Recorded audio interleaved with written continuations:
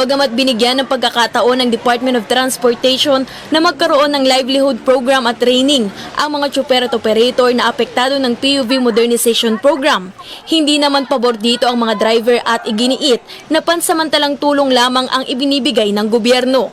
Ito yung problema sa Pilipino eh.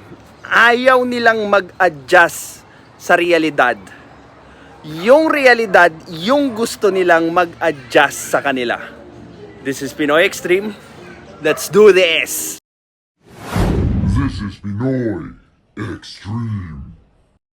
Driver kami, professional kami, tapos mapunta lang kami dan sa livelihood. Masyado tayong condescending doon sa ino-offer na tulong sa atin. 'Di ba? Tayo na nga yung tinutulungan, tayo pa yung malakas yung loob para mag-dismiss ng tulong. Bakit? Dahil sa hindi natin gusto yung pamamaraan ng ibang tao at ipipilit natin yung gusto natin? Anong silbi pa sa aming lisensya? Napakatamad nyo talaga mag-isip mga Pinoy. Kung hindi ka makakapag-drive ng PUV, hindi mo ba naisip na yung lisensya mo pwede mong gamitin sa pagde-deliver ng goods mo dyan sa livelihood na yan?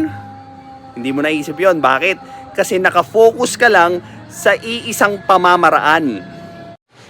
Kung papasok kami din sa livelihood, kung anong posisyon mo,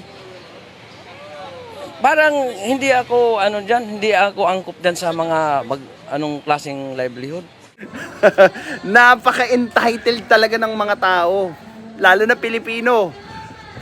Niyayaya ka na into a way or a different way para mag-improve yung buhay mo at para mag-continue yung income mo.